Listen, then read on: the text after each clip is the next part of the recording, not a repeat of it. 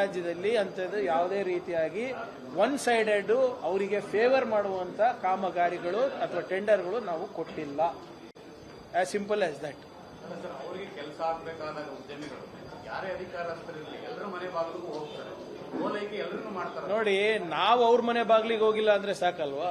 ಸರ್ಕಾರ ಅವ್ರ ಮನೆ ಬಾಗಿಲಿಗೆ ಹೋಗ್ತಾ ಇಲ್ಲ ಅಲ್ಲ, ಅವ್ರು ಸರ್ಕಾರದ ಹತ್ರ ಬರ್ತಾ ಇದ್ದಾರೆ. ಏನಕ್ಕೆ? ಬಿಕಾಸ್ ದೇ ಒನ್ ದ ಕಾಂಟ್ರಾಕ್ಟ್ಗಿಂತ ಮುಂಚೆ ಬಂದು ಭೇಟಿ ಆಗಿದ್ರೆ ಮತ್ತೆ ಅದಕ್ಕೂ ಜನ ಆಕ್ಷೇಪ ವ್ಯಕ್ತಪಡಿಸ್ತಾ ಇದ್ದಾರೆ.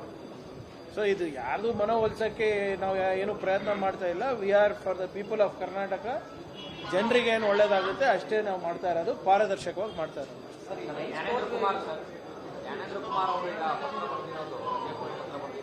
ನಾನು ಮೊನ್ನೆನೇ ಹೇಳಿದ್ನಲ್ಲ, ಈಗ ನಮಗೆ ಶನಿವಾರನೇ ತಾವೆಲ್ಲ ನನಗೆ ಕೇಳಿದಾಗ ನಾನು ಏನು ಹೇಳಿದೆ, ಅವರ ಅಫಿಷಿಯಲ್ ಫೋನ್ ಸ್ವಿಚ್ ಆಫ್ ಆಗಿತ್ತು, ಅದಕ್ಕೆ ಗೊಂದಲ ಆಗಿದೆ.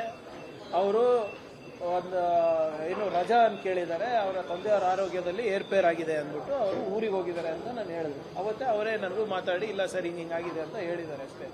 ಅಷ್ಟರಲ್ಲಿ ಇವತ್ತು ನಿನ್ನೆ IT ED ರೇಡ್ ಕೂಡ ಅವರ ಅವರ ಅಫಿಷಿಯಲ್ ಕ್ವಾರ್ಟರ್ಸ್ನಲ್ಲಿ ಮೇಲೆ ಆಗಿದೆ. KPSC ಹಗರಣದಲ್ಲಿರ್ಬೋದು ಅಥವಾ ಬೇರೆ ಇದರಲ್ಲಿರ್ಬೋದು ಸರ್ಕಾರ ರಾಜಿ ಮಾಡುವಂಥದ್ದಿಲ್ಲ.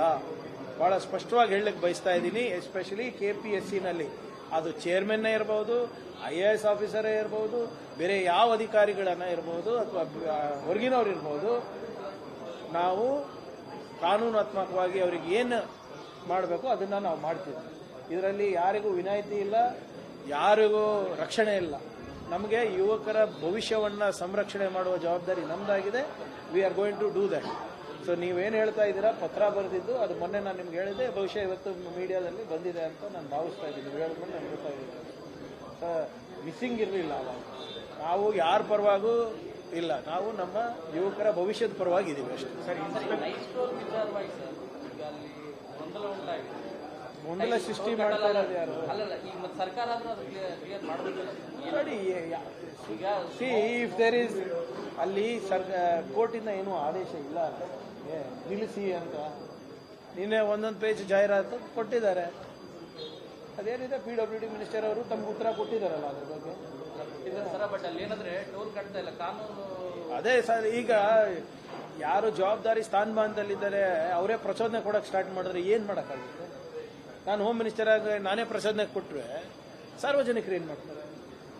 That is wrong. ಆಯ್ತು, ಕೋರ್ಟಲ್ಲಿದೆ, take it up with in a legal way. ಕಾನೂನು ಏನಿದೆ ಅದನ್ನ ಪಾಲನೆ ಮಾಡೋಣ. ಆದೇಶ ಬಂದ್ರೆ ಅದಕ್ಕೆ ನಾವು ಕಟ್ಟುನಿಟ್ಟಾಗಿ ಪಾಲನೆ ಮಾಡ್ತೀವಿ. ಆಗ ಈಗಾಗಲೇ ಸತೀಶ್ ಜಾರಕಿಹೊಳಿ ಅವರು ಮುಖ್ಯಮಂತ್ರಿಗಳು ಬಹಳ ಸ್ಪಷ್ಟವಾಗಿ ಇದ್ರ ಬಗ್ಗೆ ಉತ್ತರವನ್ನು ನೀಡಿದ್ದಾರೆ. ನಿಮ್ಮ ಇಲಾಖೆಗೆ ಸಂಬಂಧಪಟ್ಟಂತೆ ಒಬ್ಬ ಅಧಿಕಾರಿ, ಮಹಿಳಾ ಅಧಿಕಾರಿ ಜಯಶ್ರೀ ಅನ್ನೋರು ಯೂನಿಫಾರ್ಮ್ ಅಲ್ಲಿ ವಿಡಿಯೋ ಕಾಲ್ ಮಾಡ್ತಾರೆ. ನೋಡಿ, ಅದು ಹಳೆಯ ವಿಚಾರ. ಅದು ಒಂದು ಹಿಂದೆ ಹೋದ ವರ್ಷದಂತ ಹೇಳ್ತಾ ಇದ್ದಾರೆ. ಅವರಾಗಲೇ ಅಲ್ಲಿಂದ ಅವರಿಗೆ ನೋಟಿಸ್ ಕೊಟ್ಟು ಅವರಿಗೆ ವರ್ಗಾವಣೆನೂ ಮಾಡಿದ್ದಾರೆ. ನಾನು ಹೇಳ್ದಂಗೆ ಇದು it is not correct.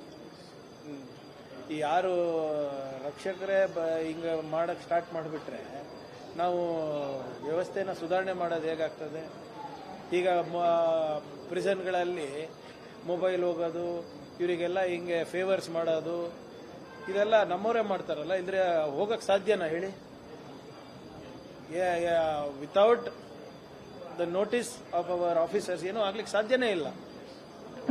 So ಅದರಿಂದ ಇದಕ್ಕೆ ನಾನು ಹೇಳಿದಾಗೆ ಒಂದು ಕಂಪ್ಲೀಟ್ ಓವರ್ ಆಲ್ ಬೇಕಾಗಿದೆ. ಸರ್, ಅಧಿಕಾರಿಗೆ ಕೇವಲ ವರ್ಗಾವಣೆ ಮಾತ್ರ ಇಲ್ಲ, ನೋಟಿಸು ಕೊಟ್ಟೆ ಅವರೇನೋ ಉತ್ತರ ಕೊಟ್ಟಿದ್ದಾರೆ ಅದಕ್ಕೆ ಅವಾಗಲೇ. It is wrong.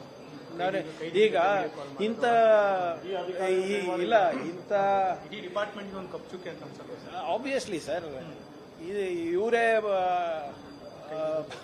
Video call ಮಾಡಿ ಹಿಂಗೆಲ್ಲ ಮಾಡ್ತಾರೆ ಅಂದ್ರೆ ಸರ್ಕಾರಕ್ಕೂ ಮುಜುಗರ, ನಮಗೂ ಮುಜುಗರ ಅಲ್ಲ.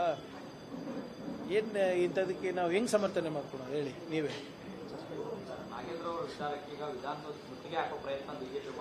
ಸದನ ನಡಿಬೇಕಾದಾಗೆಲ್ಲಾನು ಸೆಕ್ಷನ್ 144 ಇರ್ತದೆ.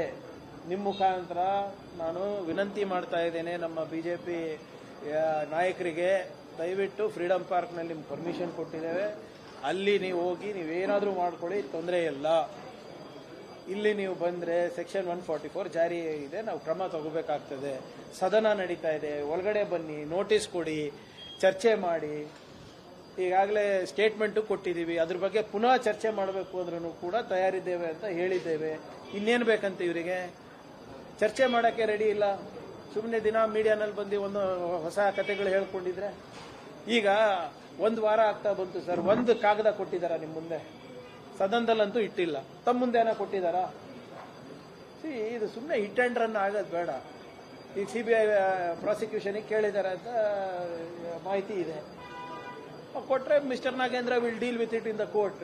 CBI ಚಾರ್ಜ್ ಶೀಟ್ ನಾನು ಓದಿಲ್ಲ, ನೀವು ಓದಿಲ್ಲ, ಗವರ್ನರ್ ಹತ್ರನೂ ಇಲ್ಲ. ಯಾವ ಆಧಾರದ ಮೇಲೆ ರಾಜೀನಾಮೆ ಕೊಡ್ಸೋದು?